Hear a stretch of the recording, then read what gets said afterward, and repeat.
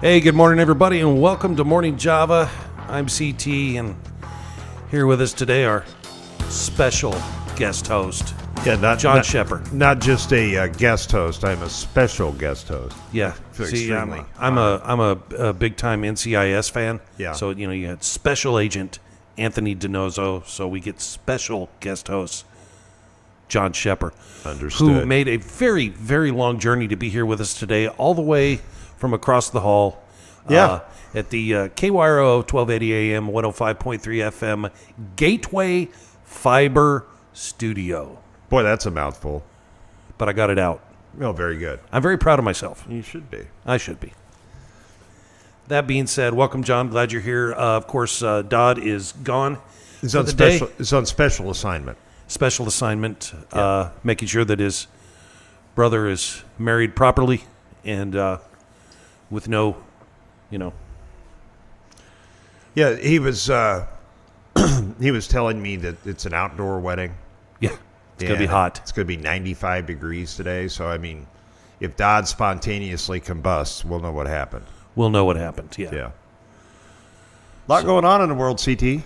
There is, but as people start jumping in to join us, there's Black Flag Outfitters right there. There's Dodd.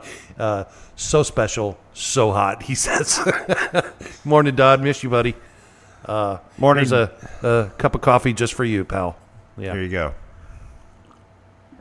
Anyways, I bring up KYRO for a reason. You do? Yeah. You and I have a history, of course, in broadcasting. Yeah. I started, would have been in the 80s. I don't know, when did you start? Well, you grew up in it. I grew up in a radio station, so I mean, I don't know really what you point. Maybe 48 years ago. 50. Yeah. It's hard to say. Yeah, your dad. Yeah, my dad. He was a Korean War veteran, and when he got back home, he went to the University of Missouri. Went back to his hometown of Cape Girardeau, and went to work for a company called Hirsch Communications. They had the TV station and several radio stations, southeast Missouri, southern Illinois, western Kentucky, that area.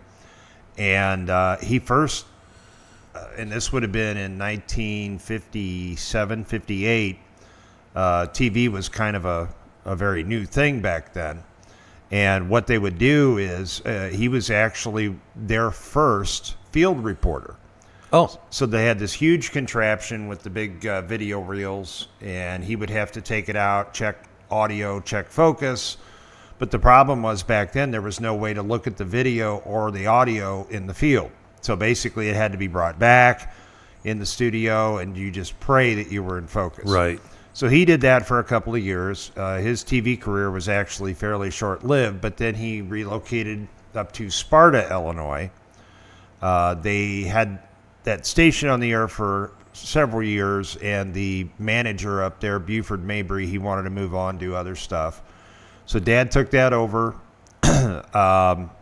and basically was involved in the operation of the station until when he passed away, which would have been in 2009. And he had a talk show on the radio every morning called The People Speak, and he was actually had the longest running at one point. I'm not sure if that's still true, but he had the longest continuous running morning talk show in the United States. So yeah, he served a stint as president of the Missouri Broadcasters Association. He was, Hirsch Communications back then was kind of a big deal. And to give you reference, now you have the Odysseys of the world and the Clear Channels of the world. Back then, the FCC put a limit on how many radio stations or TV stations that you could own total. It was part of what was called duopoly laws. The other thing, which is actually still true today, you can't own a radio station and a newspaper in the same market, which is... Now, you and I talked about this the other day. It's kind of silly. Yeah, But and, that was kind of I think that hurts newspaper way more than it hurts radio or television. And the reason I say that is, I guess like programs like this on streaming television and radio, the advantage they have in the whole media wars is the fact that they have immediacy. So like on here or over across the hall in the radio station, say severe weather comes up, you can break in, you can do it live, you can give the ball game scores, your news is updated hourly. And it's a little different creature, of course, than, what newspaper is. Mm-hmm. And I think that when newspapers kind of migrated over to online, that's given them a new life. And I don't think anybody wants to see newspapers go away. And I think, that medium, it's kind of an adapt or die type thing. So, hopefully they can stick around for a few more years. I think it's an important media. And I certainly think it gives you where if a news story on TV or on radio is longer than, say, 25 or 30 seconds, it better be something with the gravity of the Hindenburg crashing. Right. What newspapers give you the opportunity to do, and local events. Well, yeah, not only that, but it gives you the opportunity to really delve into a topic and get extremely detailed. Right, sure. Okay. So I think it's a vital media. But the problem is, and it comes down to financial. Yeah. Back as recently as the early 90s, you had TV, radio, and newspaper, and that was about it. Go ahead. Sorry. I was going to say, you were talking about the newspaper, and what people don't understand, too, because you got into financial, and that's why I wanted to bring this up. The newspaper has changed quite a bit over the years from what's now considered a legal paper right. is subscription-based. Mm-hmm. And if it's not subscription-based, then it's not considered a legal paper. So I believe in this area, currently the only legal paper we have is the Troy Free Press. Troy Free Press, yeah. Ellsbury Democrat and the Lincoln County Journal are not subscription-based. Mm-hmm. So they're not, but they are the larger papers, larger than the Troy Free Press. Right. Well, the problem is, and here's the thing, it's just like radio. Ad revenue is what feeds it. And local businesses are not, and I know this because I was there, local businesses don't, they're not advertising as much as they used to. There was a time, I remember when the Lincoln County Journal was 3 sections. And It was thick, it was a nice paper, it was a good paper, and there was a lot in it. Now, we're lucky if we get 6 pages, and it's small. And that's not their fault, it's time. Well, a lot of older folks are the folks that used to read the paper all the time, that was their news source, other than the Daily Morning or whatever TV, but well, I think there's less people reading the paper now than what there used to be. Yeah, I think what it really comes down to is this. Our business, our media information has changed drastically. And I think part of that is economic.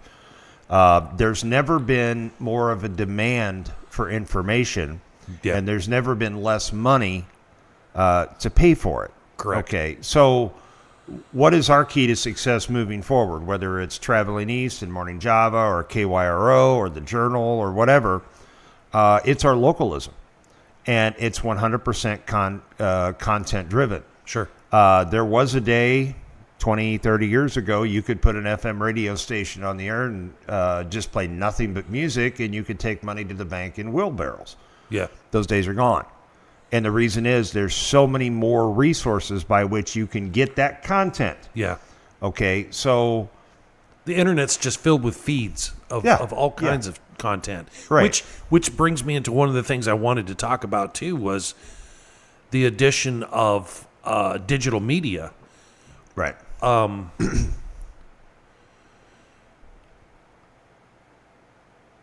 I went to work for the newspaper in what was called the Graphics Hub at that time. Sure. And the publisher, Mike, at the time, and I had sat down when I first got hired and said, look, I bring all these skills to the job. and we started trying to move the paper into the future a little bit. Right. And we started adding some video content, and it was going over pretty well. We were getting some good feedback, and we had planned to do more, but then I left, and I feel like the newspaper needs to take advantage of adding more video content to their feeds, to their pages, to all that kind of stuff. I think that, and one of these days I'm going to reach out to them, and I'm going to offer the platform and say, look, if your writers want to come in and sit down and do their story in front of a video that you can put out there, all that does is add to your content. It adds to your feed. It adds to, and I think moving newspaper forward in that fashion is the same concept that we're going to do, that we're doing now too, is you and I have sat down and we're KY. Well, all right, let's go back just a little bit. Sure. You and Dodd and I met quite a long time. I think you knew Dodd before you knew me, but Oh, yeah. we started working together at the old KYRO station over in Moscow Mills. Mm-hmm. And then, of course, the station moved over to Lake St. Louis, and now back in Lincoln County, where it belongs, by the way. Yeah. I wish we'd never moved it, but that's neither here nor there. So now, with you guys coming over here, we're, and I guess this is now we might as well just make it as public as possible at this point. We're moving in a direction to where we're going to add more content to Traveling East Productions and more content to KYRO. Right. And by doing that, what we're doing is starting to tomorrow morning at 10 o'clock, Uncensored Wrestling Talk will be broadcast live, not just on KYRO radio, but it's also going to be broadcast live in video format right here on Traveling East Productions. Right. And starting on Wednesday evening at 7 o'clock, Not Politically Correct, which has always been on Saturday KYRO, morning. is now going to be Yep. live streamed, not just on KYRO radio, but also in video format here, which it has been previously here on Traveling East. But we're crossing streams, basically. We're it's not a merge, but it's a happy little It's an unholy marriage. it's an unholy union. Yeah, but I feel like it's going to help. It's something that hasn't been done in Lincoln County. Mm-hmm. And I think it's very exciting that we're on the cusp of this. We're beginning this new journey between the two companies working together like this, because the only people that are really going to benefit from this are the citizens. Right. Because now they're going to get content from both places the way that they deserve to have it. Sure. Well, Now we just got to add that third component in and reach out, which I plan to do is reach out to the Journal and get them to join us in this journey. And between the three, media in Lincoln County will never be as strong, I think. and I think, we talk about issues, problems. As you know, obviously, the last 2 weekends in a row have been some monumental news weekends. Obviously, 2 weeks ago with the attempted assassination and leading right into the RNC. Mm-hmm. And then, last week with President Biden announcing he's not going to run for re-election and all that stuff. Well, you look on radio on the weekends especially, you're playing reruns of talk shows from the past week. And, when we meet with our show hosts about, the shows that we were putting in the can and regurgitating on Saturday morning, especially the news-based shows that we had, like NPC, like The Q with Mark Bland, although that's obviously from a different political perspective. I think, guys, come on. We need to be live. How many 24-hour news cycles between when you're laying this down on acetate and it actually airs on the radio? Yeah.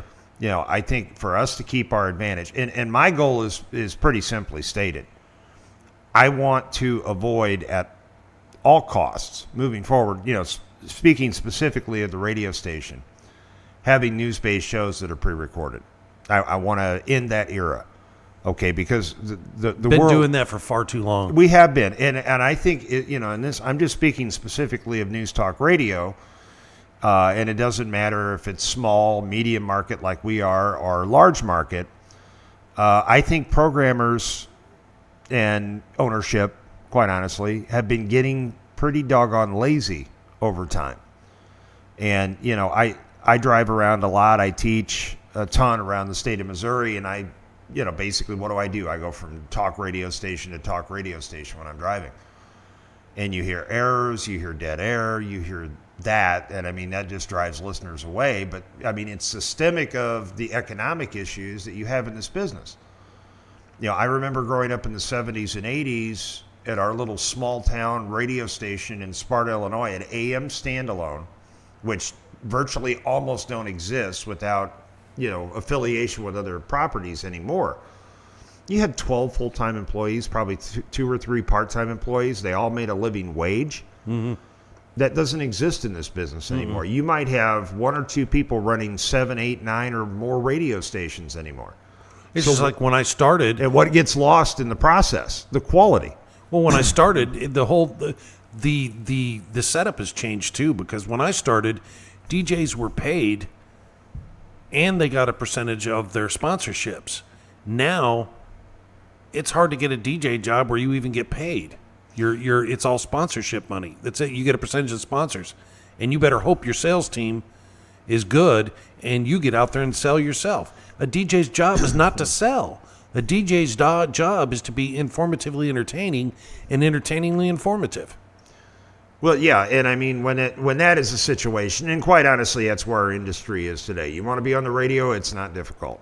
You come in, we set up some sort of deal where you sell your own show, we get a percentage, you get a percentage, and honestly, that stinks. Yeah. But I think due to the economic situation that we face, I don't know of a better business model to do it under right now. I'd sure like to find it. But, kind of back to the focus of what we do. It's all content driven.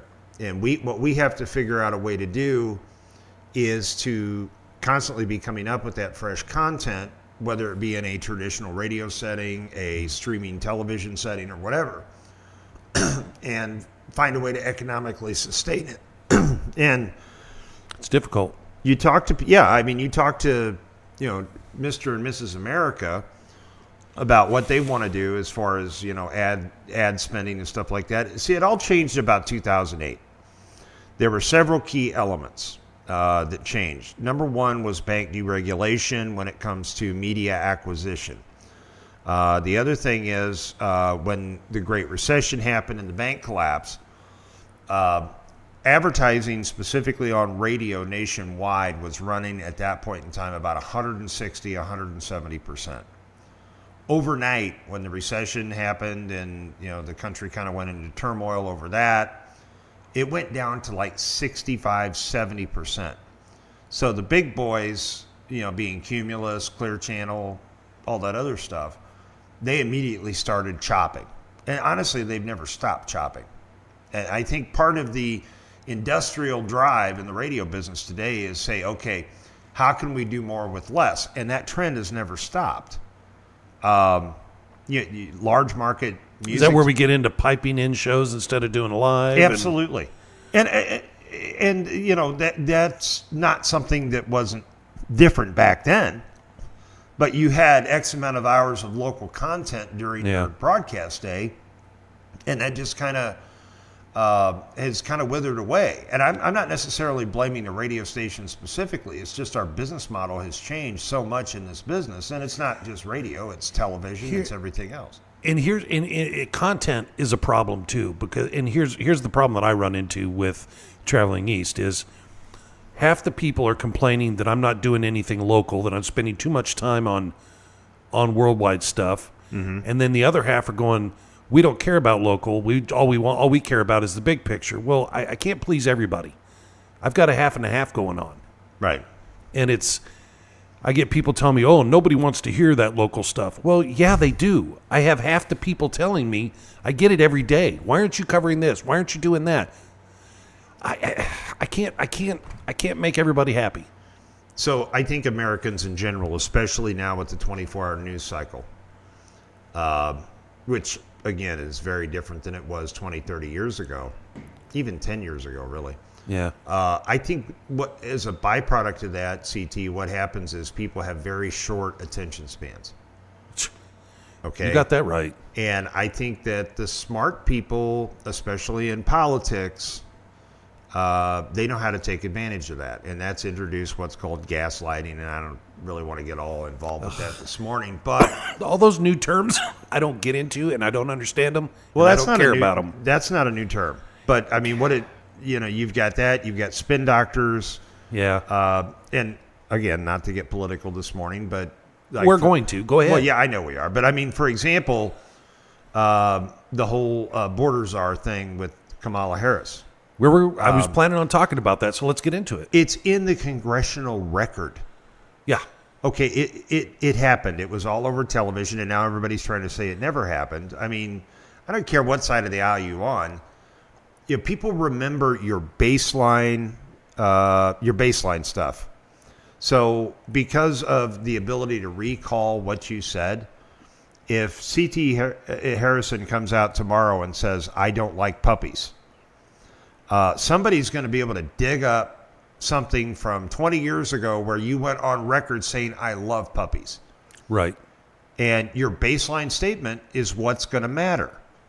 And, even with the firestorm of media who've circled the wagons around Kamala Harris now, I don't think they're really going to be able to protect that because their own mediums have just pushed that whole, borders are narrative so hard. How are they now going to pull it back? They're going to try. And with some of the voters, they may be successful, but they're not going to be completely successful. As far as her reputation, you mean? Well, as far as her actual statements, now she's trying to back off fracking. She in a statement, and I think it was a CNN interview, said that she was definitely against fracking. She wanted to end offshore drilling. She wanted to do all this stuff. Yeah. And now the playbook from the election of 2020, they're trying to use it again this time. I don't think they're going to be successful. Well, that's all part of that green agenda that they've been pushing for a long time. Yeah, it is. And the thing of it is, there's people in this country, in the entire world with the Kyoto Protocol and things like that, they've made billions and billions of dollars. That faucet is running and they don't want to shut it off. Yeah. But that's another story for another time. But what I'm saying is, as far as what her original opinions on this, they're really trying to copy the playbook they used when they ran Joe Biden in 2020. They're trying to paint her more as a moderate. But the problem, and I think this is really going to pop out at the DNC, is you've got factions of the Democratic Party. Okay, you've got, and I don't know if there's necessarily what you would call a conservative Democrat anymore, but you have different degrees. You have what you would call the most moderate, closer to conservative, all the way out to the socialist. And they're divided right now.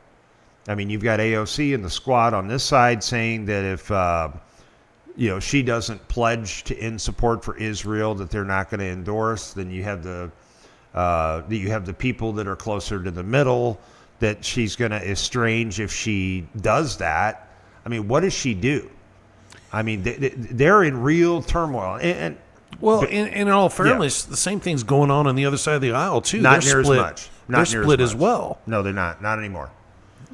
I would have to respectfully disagree. I think coming out of the RNC, the Republican Party right now is more. I think they're more together than the Democrats are, sure. But I think you'd have to go back to the 80s, to the Reagan era, here's the to problem. Find a time when they're more unified than they are. The left has become so spread apart. There's a very small percentage that's that more conservative or moderate, I guess you could say. The Kennedys of the world don't exist as much as they once did. When I was growing up, and you can remember this too, when we were growing up, there wasn't that wide of a spread between the right and the left. It wasn't like it is now. There was, but it wasn't like it is now. Because I'll be honest with you, that far right gives me as much of a headache as the far left does. Yeah. Well, I mean, it's like you go back to the RNC. Do you think Nikki Haley was just so excited about getting up on the podium and talking about how great Donald Trump was? Probably not. The Obamas hate, and I know hate's a strong word, Kamala Harris. Yeah. I mean, what was done was so staged, but politics makes strange bedfellows. Barack wanted somebody else, did not want her. Honestly, but I think else. Biden was so quick to jump behind her real quick that I don't know. I know Obama didn't want her. Well, and there's a lot of Democrats that don't want her. And there's a lot of them going, "Oh, we're going to vote for her just because she's a woman." Is that a reason to vote for somebody? Yeah, I totally see what you're saying, but like we're in a situation now where things just change so rapidly. I mean, the DNC is still almost a month away. How much do you think can change between now and then? Oh, quite a bit. From the Republican perspective, as far as Kamala Harris is concerned, I think the best thing you can do is give her as much airtime as you possibly can. The first time that she cackles on live television and does the things that she does. And, if I heard a psychologist speaking on, I think it was Newsmax earlier this week, talking about the whole cackling thing or the whatever. It's a nervous laugh. We all have crutch things that we do psychologically when we get nervous or we get excited or happy or sad. And that is a nervous laugh that she has. Well, she's really would be well suited to try to get rid of that because that's kind of what people make fun of the most. So yeah, it's an issue that can certainly be displeasing to people that are in the middle. Does that make sense?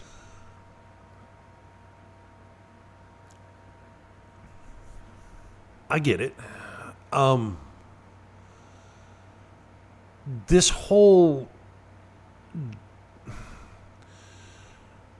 series of events with Joe Biden has been quite entertaining to watch as far as the way he was taken down and replaced and moved. The way it was done, it was just very questionable and very weird. But leading, again, like you said, to the convention, do you think she's going to get it, the nomination, or you think that's going to wipe it out and somebody else will? I mean, and if so, who? Newsom? Would be somebody you probably never even thought about. And, Probably. I think there's going to be a lot of metrics taken. There's going to be a lot of polling done. I don't think it's a done deal that she's going to be the nominee. I would say there's probably a better than 50% chance that she is. Yeah. But you're a long way from here to there. Is she really their safe bet? No. If she goes up against Trump, she's done. She's the best of the worst. If Biden went up against Trump, he was done. But if you look at all the other options, who would you put in there?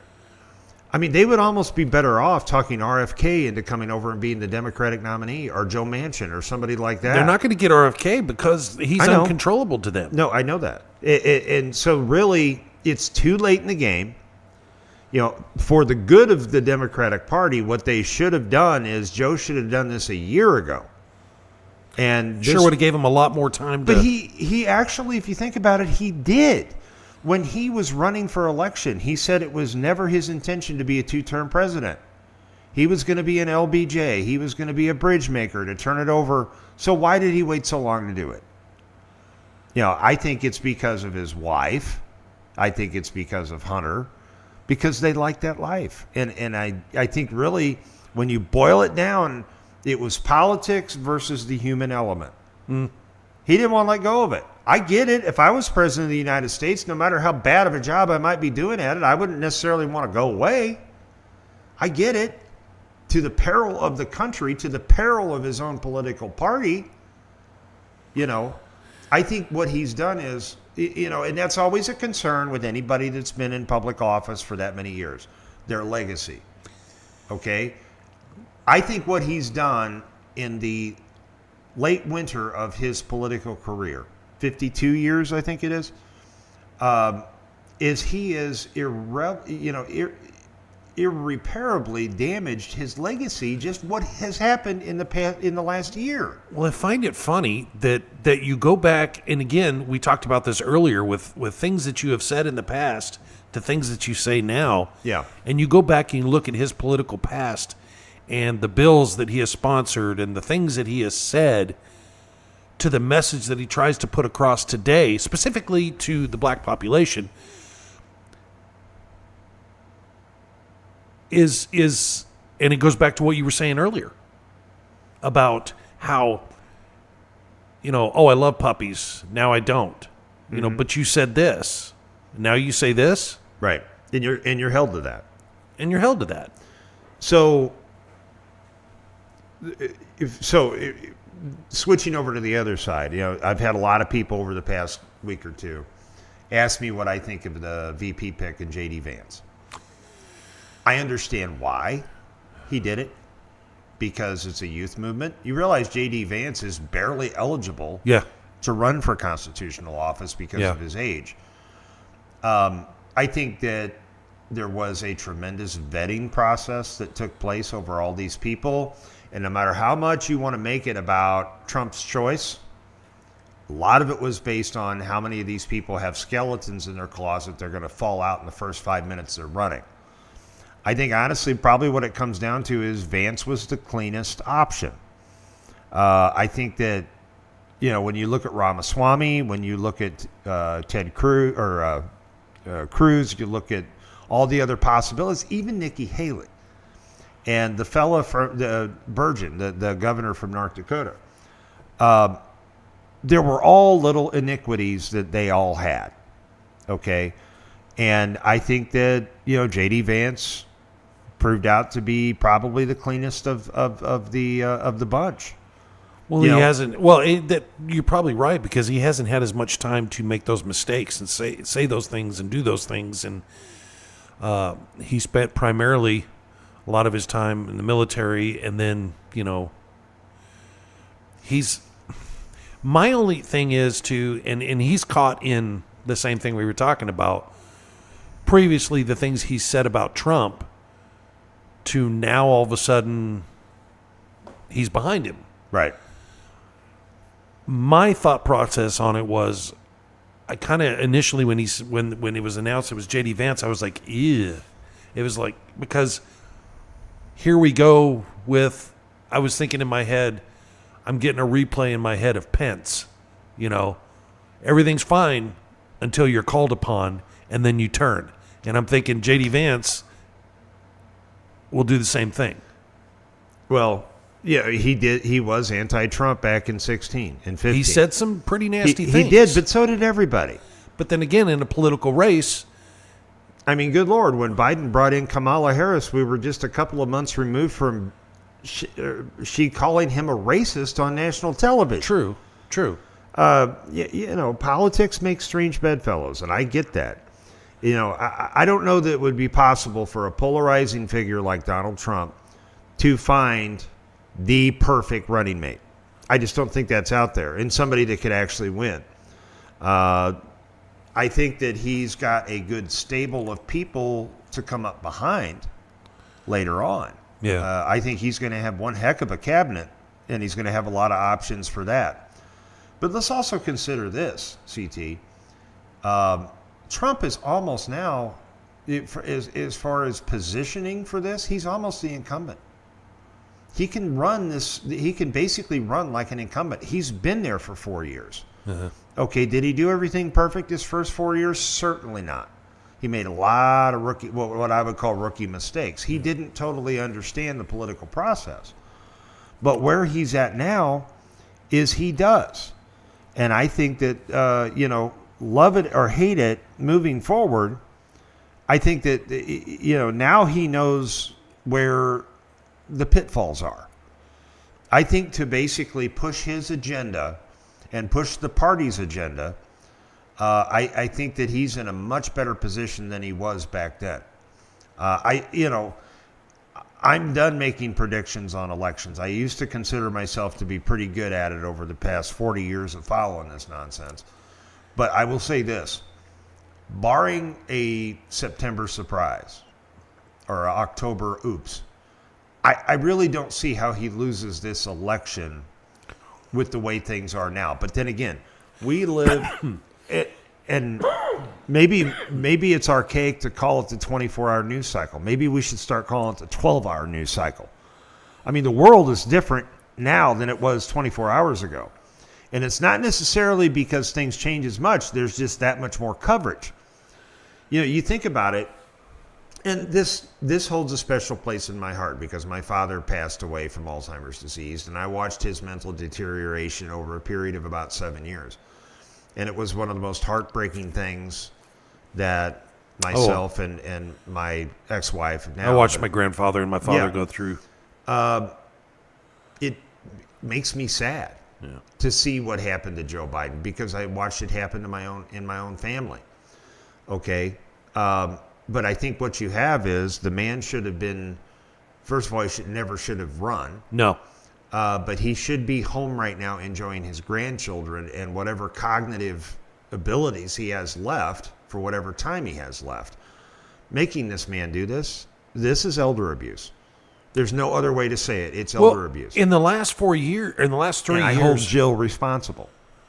In Jill? Yeah. Yeah. Dr. Jill. In the last 3 years, we have seen many faces of Joe Biden. We've seen a man who just doesn't even know where he's at half the time, doesn't even know what he's saying half the time. Yeah. Especially over the last year or two, we've really seen a major decline. He went down quick. He really did. And, because this is a guy tripping over invisible sandbags. Yeah. In 2020, honestly, when he ran, which was primarily in 2019, but he was still pretty with it at that point. But I think what it is that office of the presidency, they say typically will age a person 10 years. Right. The stress and the pressure, the things that we know about and the things that we'll never know about that the president has to deal with, it ages you quick. And I think that probably pushed it down the road a little bit. Trump, love him or hate him, he's a different critter. This man is a freak of nature. I was always, even from the beginning with Trump, I backed him. I voted for him twice. Mm-hmm. I will vote for him a third time. Yeah. That's a fact. You don't have an option, really. That's not going to change. Yeah, right. I do, but I'm not. Well, that's not going to change. I could be an idiot and vote the other way. That's my other option. But I'm an American, and I believe. Here's the thing: do I like Trump personally? No, not really. His personality is off-putting, but his policy is sound, and that's what I want. I have not tried. I didn't hire him once and try to hire him again for his personality or his politics. Right. I hired him because he's a businessman, and that's what I wanted in that office was a businessman. Oh, well, he's had these failed businesses. Well, out of 97 of them are successful. So how can you? Who cares about the 3 that went into bankruptcy? You know what I'm saying? That's a hell of a record. Well, that's a successful record. It is. And I think anybody that's ever fallen victim to the entrepreneurial spirit and tried to strike out and start their own business, which you and I are a member of that fraternity, we've certainly had failures in our careers and we've had successes. Now, what do you do with the failures? You learn from it and you move on. And, you lick your wounds and you go on and you start again. Right. I mean, if people didn't take that approach, there'd be nothing. True. Okay? This country, and not even just the United States, there's a lot of countries like this. We are built upon the whole idea of people being willing to take chances, people willing to take risks to move forward and say, hey, you know what? I know I could fail, but damn the torpedoes, full speed ahead. I'm going to try to do this. I'm going to try to be successful. I know I'm going to make mistakes because we're human. We all fall short of the glory, right? But yeah, the people that are willing to, take their fortune or their future or whatever in their own hands and move forward and try to do it anyway, despite the issues, despite the problems, and make something work. That's what I think people don't understand. You've got, and I'm not even going to call it Democrat and Republican. Let's just take socialist and not socialist. How about that? You have socialists that don't understand that we spend this money because somebody made this money. The war chest that the United States has is not infinite. Okay? At some point, we're going to open up our wallets and there's going to be moths fly out because guess what? We spent all our money. And that'll be a point when we can no longer just print it because we ran out. We've devalued our own currency to the point where, it's worthless. Kind of like, look at Venezuela.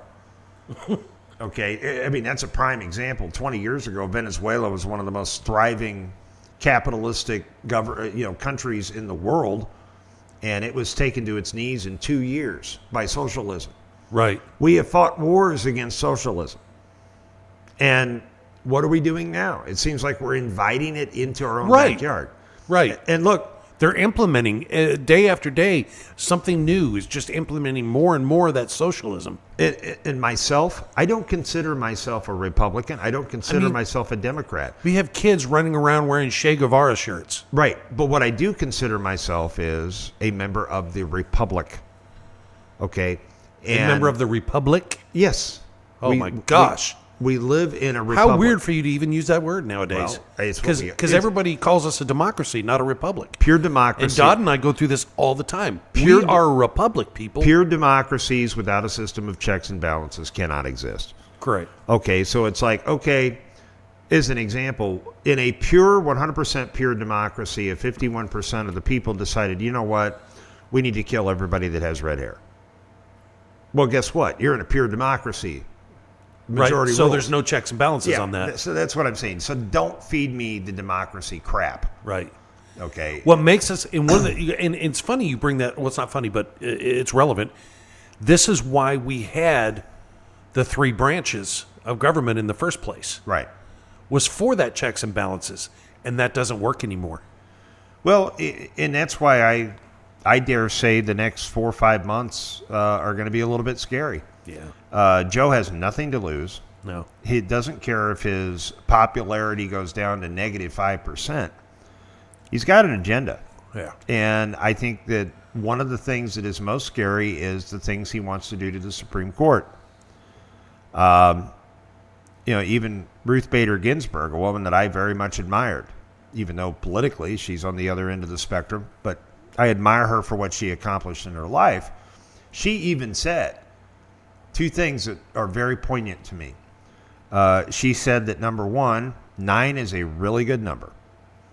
And the Supreme Court should be a compelling pulse of the United States. So, there's the whole pendulum theory of politics. We swing one way, we swing back the other, which is healthy. That 9 people that sit on that and wear the black robes should be a reflection. Now, the other thing that she said that always stuck with me, and I don't think a lot of people remember this, is back when they first passed Roe v. Wade. She law clerked. She, obviously she went to Harvard and Yale. She was a very smart lady, even though I don't agree with a lot of the things she believed. But when Roe versus Wade came out, she did not like the legislation. She wrote it in an opinion, or she did not like the ruling. So this should have remained a state's decision. Okay? No argument for me. Nope. But I think what it really shows is diametrically how politics in this country have flip-flopped. Mm-hmm. Okay, 40 years ago, you probably would have been a Democrat. Because, no, seriously. My point is this. And Republicans 40 years ago now have gone over to the other side. Here's what I'm saying. And this, you do this through a basis of purely critical thinking. Martin Luther King Jr., alive today, very religious man. He had his faults, but generally a very religious man. He would not be a Democrat. He would not be a Democrat. He couldn't. That's hard to say with the... Well, his own granddaughter's a Republican. So, and I get that. Yeah. But what I'm saying is over the period of time, I don't know that you can really say that because you don't know what he would have done in that period of time. We don't know. You can't say that. You could say with his way of thinking then, maybe, but in that period of time, in these last several years, and the way society has ran, especially his side as far as the black population, they're primarily Democrat, so it's hard to say. You can't say that he would be Republican. well, a lot of that, honestly, CT, is based on simply heritage. Okay? Heritage and leadership. Heritage more than anything as far as minority populations. And bear with me for a second. I'm going to let you go on with this. Keep going. Okay, so essentially what you've got is you've got a situation diametrically where people will vote on the heritage of their family, of their where they live, how the people, their grandpa's grandpa voted a certain way, so they'll continue moving that forward, and they'll vote the exact same way. And a lot of that is based on heritage. So when you're talking about segments of the minority voters in the United States, it's going to take time to move that over one direction or the other. But what you see is it actually happening now. I don't think this comes as a great surprise. Donald Trump is not going to win in this presidential election the majority of the black vote. But honestly, if you look at the numbers, and this is purely mathematics, he doesn't need to win the majority of the minority vote when we're talking about the Hispanic population, the black population, white population, suburban women, all that. He just needs to move the scale just a little bit. And the reason I say this is that it's based on the idea that 30 to 40% of the people on the right, 30 to 40% of the people on the left are going to vote that way no matter what. So when you break that down, what are you talking? 15 to 20% of the people are going to decide who the president is every time based on how we do it. That's why we still have the Electoral College. That's why we have a system of checks and balances. Otherwise, just a couple of states would decide who the president is every single year. And that would take, essentially it would take the system over a cliff. So that's why you don't do that. But, when you carry through with our system as it is now, you have a situation where the Electoral College being brought about essentially because when we first started down this road from the Articles of Confederation all the way through our current system of constitutional law, everybody in the country wasn't able to be exposed to the constitutional candidates. So essentially what they did is they said, okay, we're going to elect what we call delegates. Those delegates are going to go to the convention and they're going to hear the candidates speak and they're going to decide for us. Well, there's a certain element of that is a holdover from the late 1700s all the way to now. Now, do I think we just absolutely necessarily have to throw out the Electoral College? Absolutely not. But what we've done is we've diametrically changed it.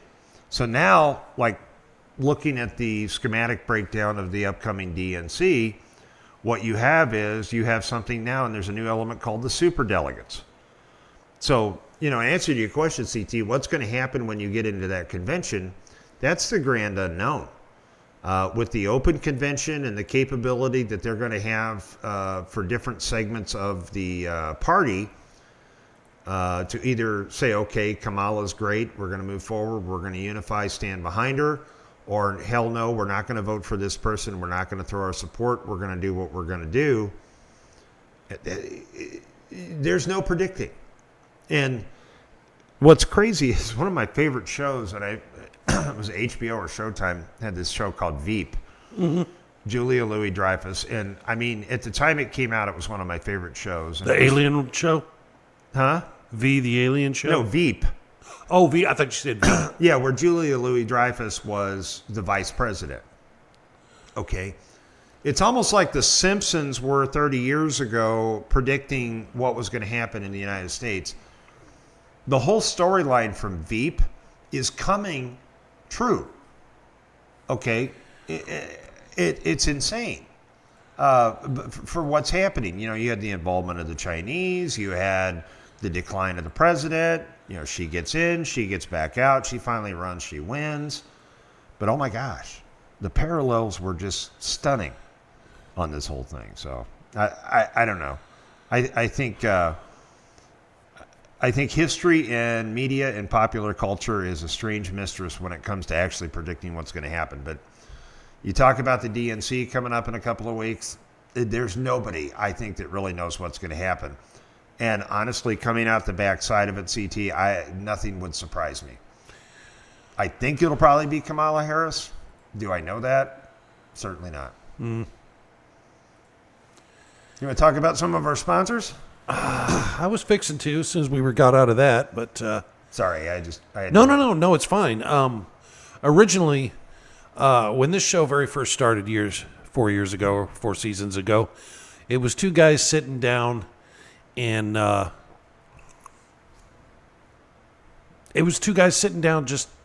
in a BS session.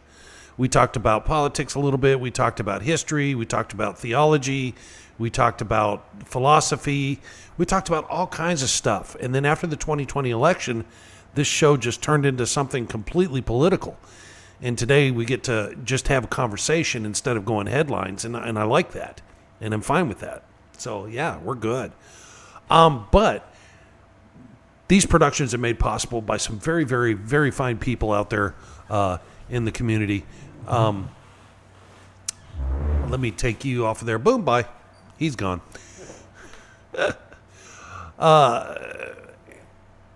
Where was I at? Oh, yes. Number one, Safe Harbor Insurance right here in Winfield, Missouri. Give them a call, 636-578-7426. They're independents. They're going to find you the best deals around. They're not going to just give you from one company. They're going to shop around. They're going to find you what best works for you. If you have a current policy, take it in there. Show them what your current policy is. You never know. They might find you a better one for the same coverage. What's the worst that can happen? Worst that can happen is they say, sorry, I can't beat that policy. Okay, well, at least you tried, right? So Safe Harbor Insurance, 636-578-7426. Dave and Holly are waiting to help you out. They're just dying. World League Wrestling, the house that Harley Race built, right over on the corner of Cherry Street and 3rd. Next live event, August 10th. Doors open at 6. Bell time is at 7. It is the 2024 Summer Sizzler. Door to Destiny Rumble is back. A lot of men get in that ring. One man comes out, gets a shot at the title. It's how it works. You don't want to miss that. Lots of twists, lots of turns, lots of surprising moments. World League Wrestling. Original Crow Feather Healing Crystal Jewelry. Our buddy Phil up north, who will be joining us here right shortly. Wonderful, wonderful jewelry made with these crystals and different things. Handmade. This isn't stuff that you just buy in some gift shop somewhere. You want to get, you can find him on Instagram and Facebook. Original Crow Feather Healing Crystal Jewelry. You can send him something that you have that you'd like made into something, and he'll make it for you. It doesn't really matter. Elliott Flooring in Troy, 406 South Lincoln Drive, 636-528-6334. Locally owned, veteran owned, family owned. These are some of the greatest people you're going to meet. They're going to help you out a whole lot. I have dealt with Ken and his family for many, many years. When I was in the construction business, I bought all of my flooring products from them because I wanted to support local, and that's what I did. And when I was behind schedule and couldn't do the job myself, his installation crews were always there on time, doing a great job. I never had to second guess or question or double check anything.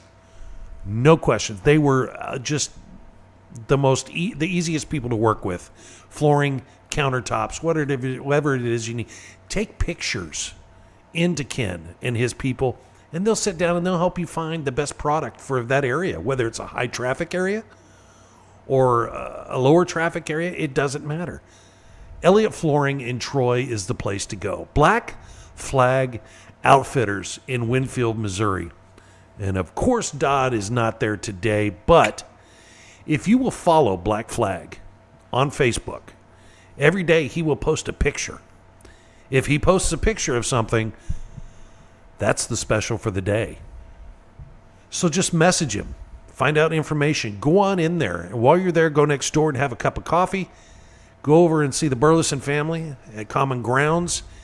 Sit down and talk to Dodd. If there's something you're looking for, something specific, all you got to do is tell him.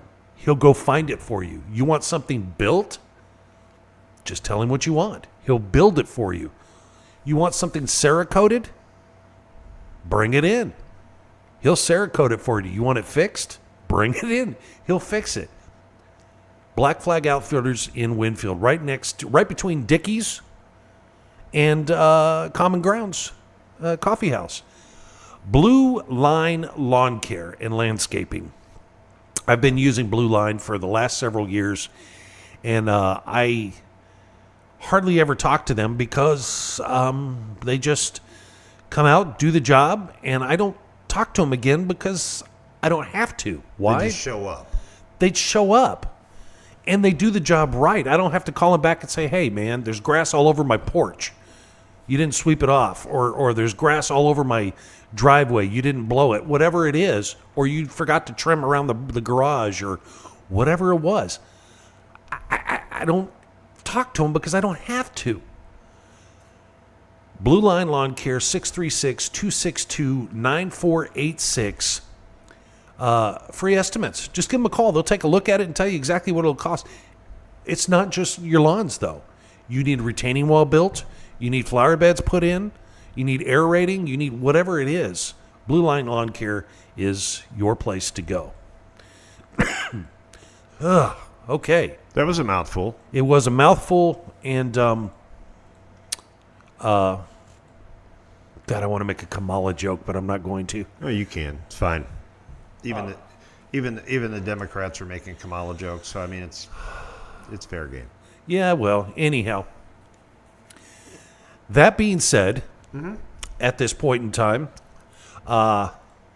let's go to, if I can find it here real quick. There we go. Let's head to the Great White North. Joining us, our Canadian correspondent, Phil Mallon. Good morning, sir. Good morning, you guys. How you doing, eh?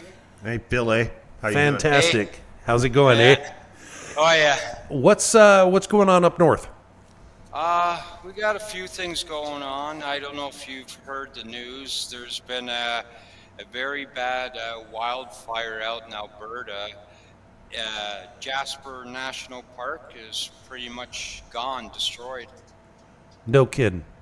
Yeah, and actual fact, the historic town of Jasper is gone. It's burned right down to the ground. Wow, that's a loss. Yeah, I've never been out there, but I've always wanted to go there. Jasper is apparently a very beautiful national park. And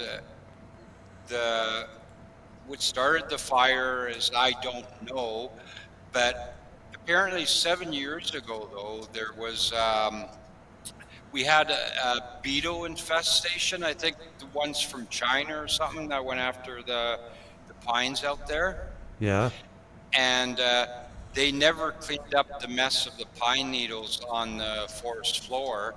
The Liberal government, which was the Trudeau government, was told that they should clean the ground up because it could be a hazard, and that's what happened. Is all the pine needles that had fallen caught fire and it burnt down the forest. Okay. And the other thing that's in the news is I think I sent you a video of someone saying up where I am in Muskoka, which is about 2 hours north of where I am. Beautiful country. Apparently, the county municipality want to pass a bylaw saying that on your own property, you're not allowed to fire off your guns or shoot compound bows or any type of bows at all.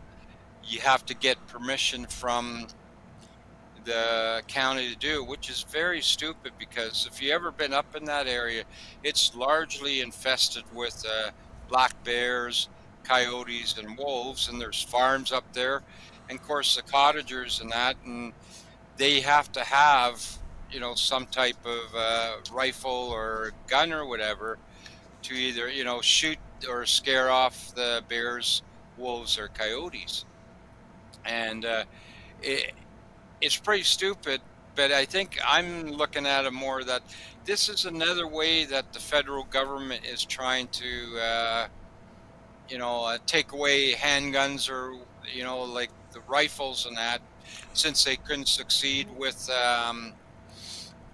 doing that. But the Trudeau government's really trying to take Canadians' hunting rifles and everything away. And the other thing that's going on, I don't know if you've heard this news, but was it Marco Rubio wants to declare Canada a threat for the safety and security of the American people, because you know how Trudeau's letting in all these refugees and immigrants, and a lot of them that are coming in are apparently Hamas immigrants from Gaza. Really? Yeah. Yeah, that's something that's been underreported. The Canadian border, obviously with the United States, is by far longer than the border with Mexico. And Yeah. there's areas where there's absolutely nothing. There's country roads that go back and forth. And you're exactly right, Phil. Now, the path of least resistance, if you will, for some of these folks is just to come the northern route, and it is a growing problem. Yeah.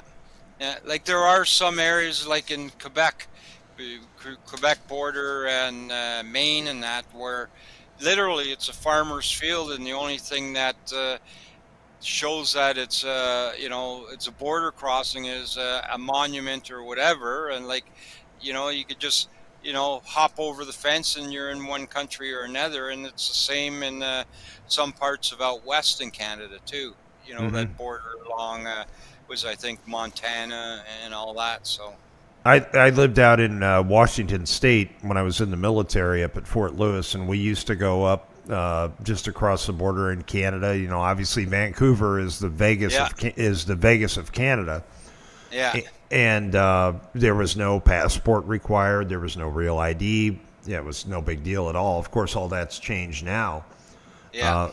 But yeah, something you got to pay attention to, Phil, to be sure. Yeah. And there's even Canadians here that have, put out there that, both sides, the border should be a bit more secure, because I remember, what was it, about, I guess it was 10 years ago now, where they had that prison break, and they caught them trying to cross over from Maine into Quebec, I think it was, where is it? It was an inside job. I think it was one of the correction officers, a woman, was in love with one of the prisoners or something like that, and helped them escape or whatever. Oh, that happens. That happens down here too. Yeah. Yeah. Yeah. And I've been following, like you guys were talking about earlier, about this past week, and my God, I don't know how anyone's brain hasn't exploded with all the lies, the deceptions, the distractions that's going on. You literally got to take a moment, just acknowledge it, and just let it go, and I agree with you, CT, about the Biden thing. It just seems so strange, but how quickly and how it was done. To me, I felt that it was basically the Democrats creating a distraction to take away what happened with Donald Trump, to take it out of the news feed, sort of, to you know change another direction. So because a lot of people were looking, was questioning a lot about when the attempted assassination happened, right? With so many questions, and you hear, was it the FBI changed their story like 3 times about the bullet? First they said Yeah. it was a shard of glass, then they said it was fragments, and then they finally said, yeah, it was a bullet. So And at the end of the day, does it matter? No. no, no. You know, It just goes to but it just shows that it was still an attempted assassination, and that if he didn't move his head, he wouldn't be here today. Where And are you guys at with your Trudeau reelection? um, it's still going to be next year, but I think that's going to change soon now, because one of the other things Is he that, still pushing for the early election? no, he doesn't want the early election. Like, he wants it back in October. Like, they changed the date. Remember, I think I told you a couple weeks Yeah. ago where it was supposed to be October 20th, and then now they changed it to October 27th. But what just came out recently is that the electoral board or committee, which is, I guess, in some ways our version of your electoral college, have are looking at changing some rules so that Trudeau can't win, because he passed something there saying that any foreign students, if they're living in Canada for like a year or a couple, they have the right to vote for the government, but the electoral committee or whatever is looking to change that, saying that can't be possible, and they're looking at other ways now that will help strengthen to stop foreign interference, right? that feels hauntingly familiar to what's going on down here right now with the injection of undocumented aliens or illegal aliens coming into the country. Yeah. They just kind of feed off each other, and they run the same playbook back and forth. Yeah. Oh, and I love this week with what Abbott did with the busloads of immigrants, parked them right on Kamala Harris's front lawn. Why not? Yeah, Yeah, that's been going on for a while. We've seen that happen a lot out of Texas. yeah, They've been sending them by the busload. It's like, well, do you want to be a sanctuary city or do you not? Make up your mind. You wanted it, now you don't. Yeah. I think the great thing was, I mean, there was, we were in a state of denial for just, 2.5, 3 years, that the border problem wasn't really a problem. And now all of a sudden it's a political pariah, and everybody wants to distance themselves. What's the puppy's name, by the way? Raven. Raven. Hi, Raven. She's only 2 years old, full of energy. But yeah, we, like you say, we're having a pretty bad immigration problem here too. Is when you got your members of government allowing them in, when we Canadian citizens, I'm not trying to sound racist or a bigot, but we have a lot of Canadians that are having issues and problems themselves for housing and stuff, and they're giving the immigrants priority to find housing, when you should be helping your own people first. Worry about allowing immigrants in, get your people that solved, and then you can look at okay, we got that taken care of, so let's look at taking in immigrants. But I still think that they should have a stronger screening process. Let them in, because there are a lot of them that are. It just reminds me of that movie with the Cuban crisis, with Scarface, with Al Pacino, and that, You're talking about the mafia's involvement in working with the CIA and the federal government as far as the Cuban Missile Crisis and all that stuff. Is that what you're yeah. talking about? Okay. Well, the movie Scarface, where Al Pacino was like he was a political prisoner, and he came to Florida, and then he got into the cocaine business or whatever. Yep. And that, but like, yeah, like that's a problem all over the world, and we have our Ontario Premier here, Doug Ford, was bragging and so proud that they've allowed in 800,000 immigrants into Ontario. Wow. And he's proud of that. Phil, can we back up? Can we back up a couple of topics? You brought up something very interesting about the wildfires out in Alberta. My background is I've been in the fire. I've been a firefighter for 37 years, and I worked a lot on the West Coast and west of the Rockies primarily. And the same thing that is happening in Alberta right now is also happening in a little town called Paradise, California, which ironically basically burned to the ground back in 2018. They rebuilt it, and it looks right now like it's going to burn to the ground again. And when I was in school, in undergrad school, I did a lot of research on the causation of the devastating wildfires in North America. And the truth of the matter is, it's got nothing to do with climate change. It's got to do with the fact with people who don't know what they're talking about becoming very poor stewards of the forest. Okay, we're not cleaning up the snags. We're not cleaning up the fallen timber. We're not logging anymore. And I'm not talking about clear cutting. I'm talking about when you go in and you cut down like every other tree and things like that to thin the forest out. But I think the biggest thing that you have to recognize is 1,000 years ago. Okay. And basically 1,000 years ago, where I'm going is before there were people, wildfires were no big deal. They started, they burnt, they went out. We're the reason they're a problem. Yeah. But the other point is of what I'm saying is this. One of the single most deceiving ad campaigns that the U.S. Forest Service ever had was Smokey the Bear.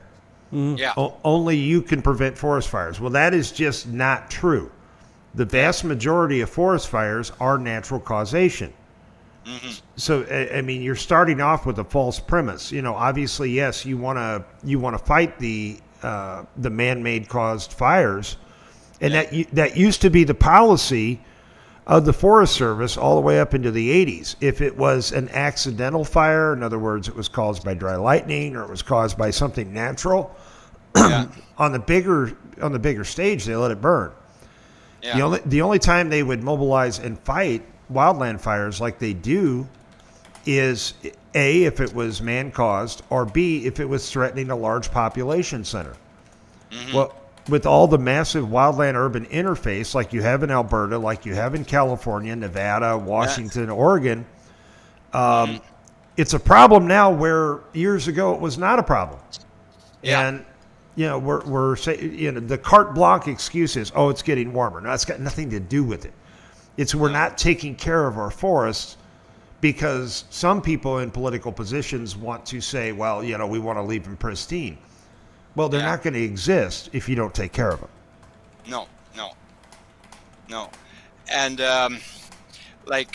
you were talking about the forest fires. Is last year, pretty much all of Canada was burning with wildfires, and 98 or probably even higher percent of the fires were started by arson. It was only a small percent that turned out to be like from natural causes.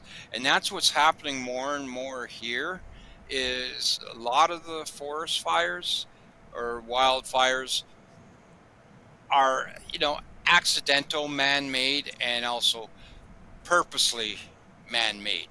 And it turns out like some of the people were saying, which You can't prove it though, but it's pretty damn suspicious that, last year they were pushing the carbon tax, the greenhouse effects or whatever, It fits the narrative. yeah. And so they use that, the forest fires to push their argument.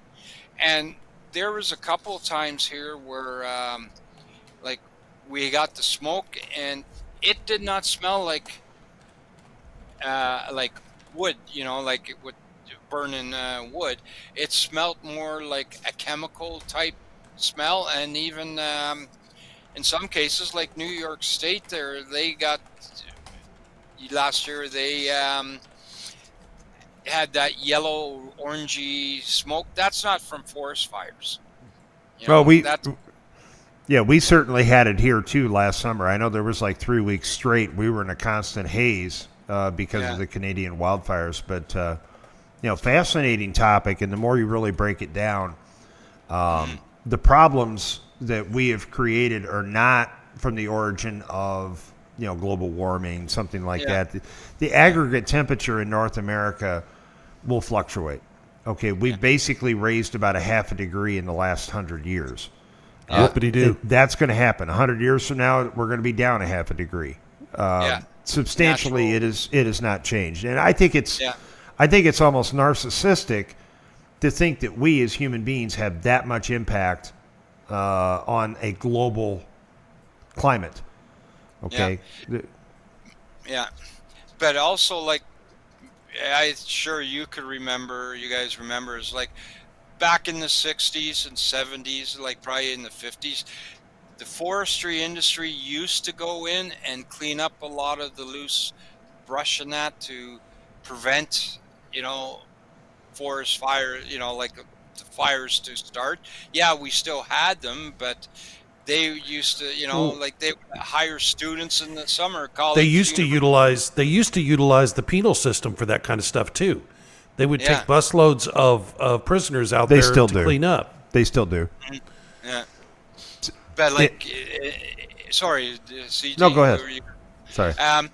But like, then the government stepped in saying, oh, it's costing too much money, or they would turn around and say, like the federal government would turn around, it's up to the provinces to do that, especially even when it's on, like, under rules here is that if it's a national park, it's a federal responsibility. But there's so much blaming going on, but the blaming's going on, and then no one's taking care of it, and then something like that happens. Phil, tell everybody where they can get your stuff. Absolutely. You can find me on Facebook at Original Crow Feather Healing Crystal Jewelry. I have pictures of all the handmade products that I have, bracelets, necklaces, pendulums. There's pictures and videos there of some vending events I've been to. You can also find me on Instagram at Chief Crowfeather, and I have the same videos and pictures on there. So reach out and message me, talk to me. We can discuss what you would like, and work it from there. And Bill? You can also you can also find me at Country State Design and Common Ground. All right, Phil, thanks for joining us, and we'll see you next time. All right, you guys have a great. Nice talking to you. Nice to meet you, eh? Yeah. You guys take care of yourself, and have a great day and a great week. And don't forget, keep your stick on the ice. Amen. See you, buddy. All right, bye. So that was, I guess, now I can take those headphones off. My first exposure to Phil. Is it? My first northern exposure. Your first northern exposure? Wow. Okay. But not many people are going to remember that. He brought up a fascinating topic of our lack of stewardship in the forests, and we think we're doing the right thing by just doing nothing, and like CAL FIRE's budget for mitigation. Well, I mean, mitigation being one thing, prevention being another. And I'm just using CAL FIRE as an example because it's probably one of the better examples.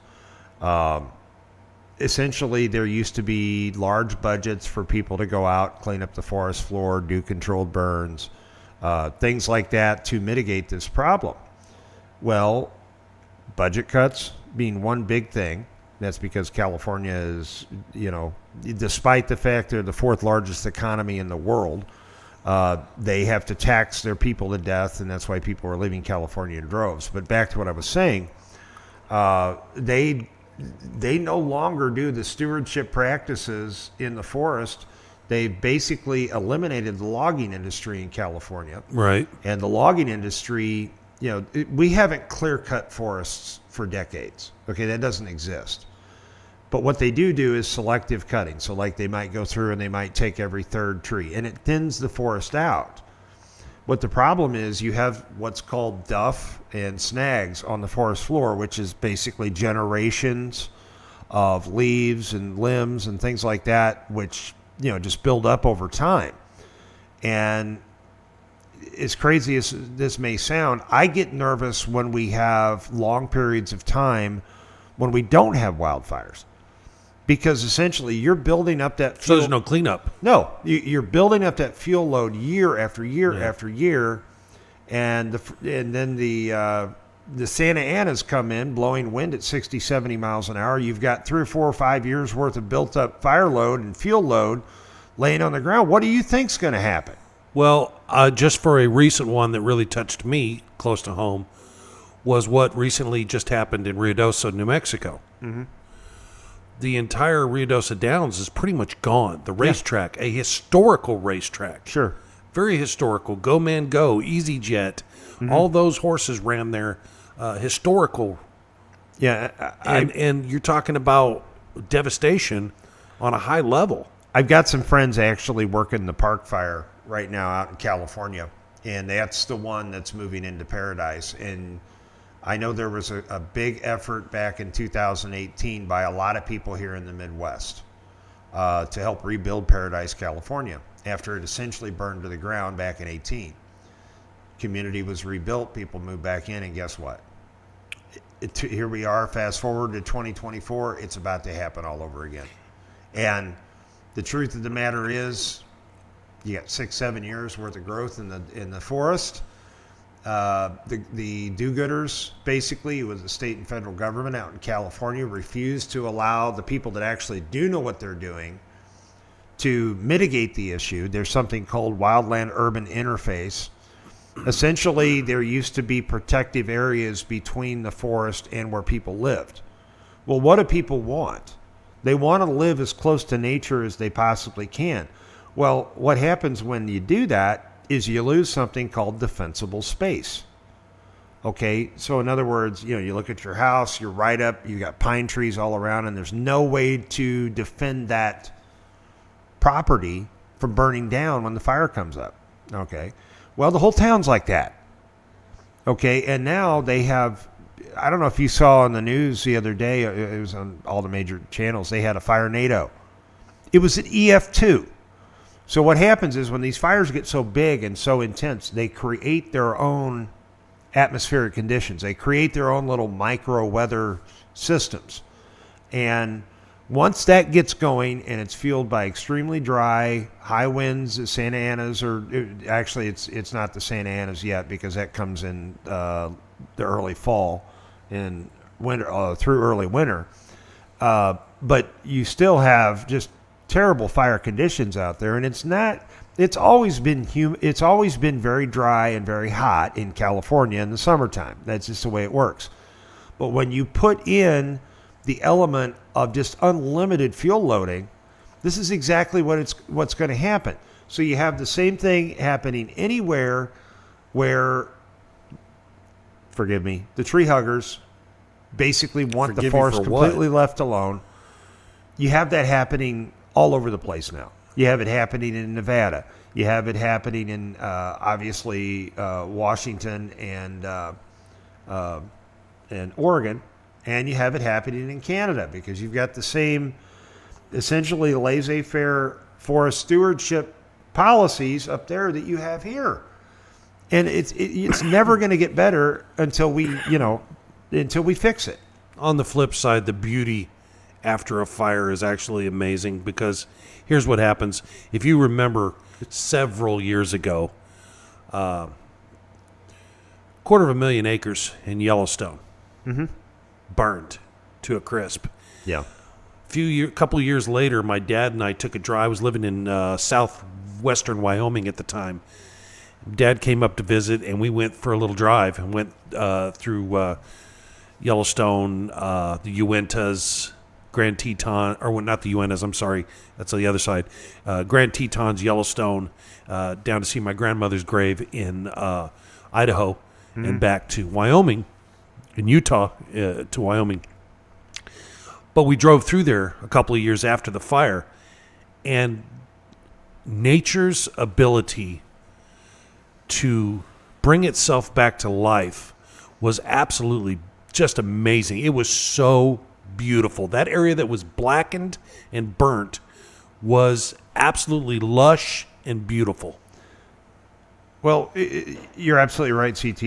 And the thing of it is, we need forest fires for regeneration of growth. Isn't that why they do the controlled thing once in a while? Oh, you have to. That's a big part of it. So just to give you a little back, when I worked in northern Nevada, I was division chief of operations for the Elko County Fire District, which Elko County, to give you a little reference, land-wise, it is the fourth largest county in the United States as far as area. Now, population in the ranches, I know Yellowstone's a real popular thing right now. People don't comprehend how big this area is. For example, a couple of different things.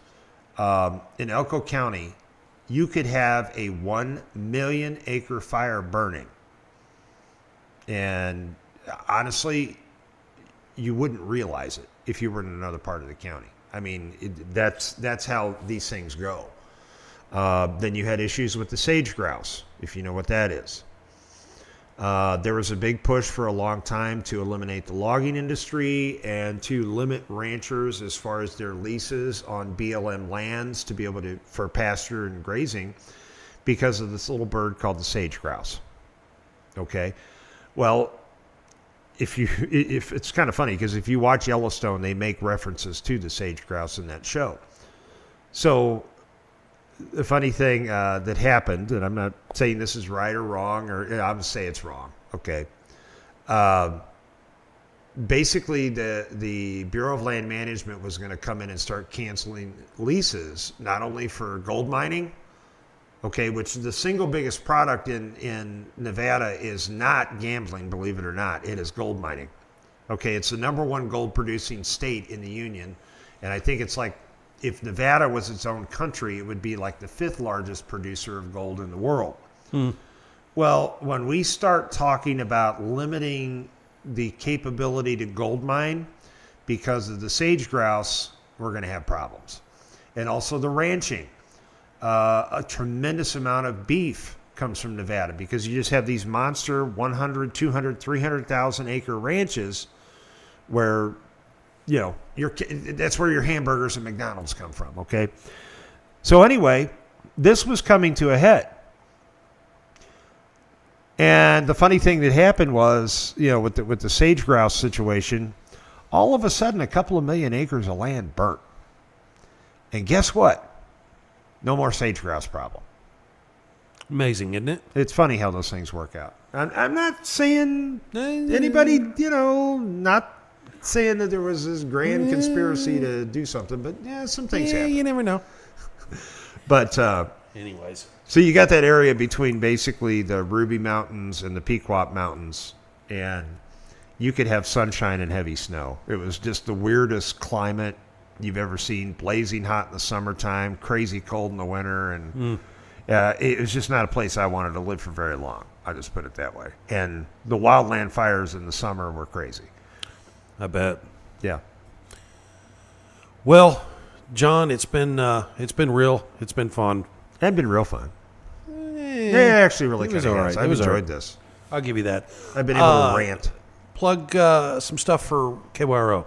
What Yeah, do you got coming up? Yeah, well, I guess first let's talk about the programming changes. We had a meeting the other night, and this was really an interesting meeting. And we just had all kinds of people at this meeting. And I thought, yeah, this could go off the hinges pretty. No, but everybody played well in the sandbox.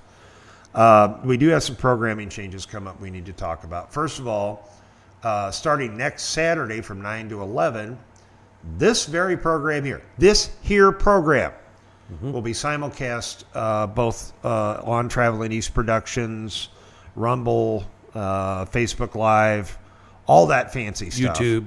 It's also going to be live on the radio. So we're kind of growing that brand and growing the radio brand at the same time. We've also got some changes coming up as some of our other programs, and we'll run down that real quick. Not Politically Correct is now going to be live every Wednesday night at 7. Okay, we felt that was a better idea, and the reason we did, you record the program, run it 3 or 4 days later, what happens? News cycle's gone. News cycles. It's outdated. So that's going to happen. That's going to move to Wednesday night, 7 o'clock. The Q with Mark Bland, that's going to move to Thursday nights at 7 o'clock. And kind of our rebranded Saturday mornings, it's basically the cornerstone of that is going to be this very program. And we're excited about it. It's going to be fun. We're very excited about it. And some of our other programs are going to be distributed on various video mediums as well. Like, for example, the very first one is actually going to be tomorrow morning. Correct. We have a great little show called Uncensored Wrestling Talk with Sarge. He comes in. He has fascinating guests. They don't just talk about wrestling. No, they talk about life.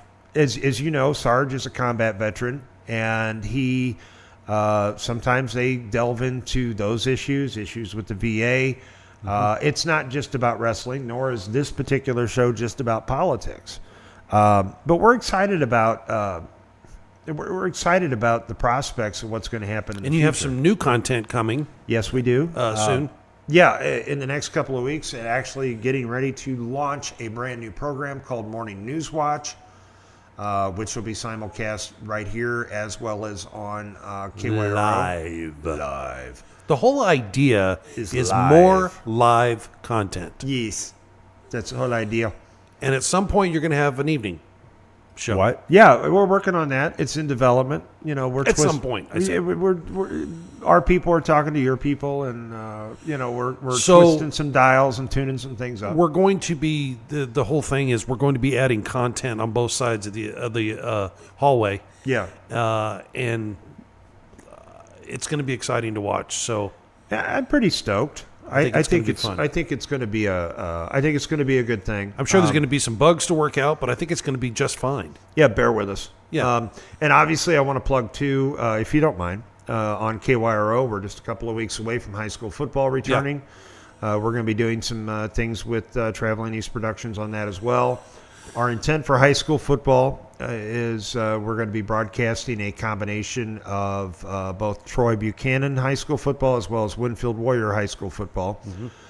Week 1 is interesting because Troy will start off with Ladue Hawkins Horton High School.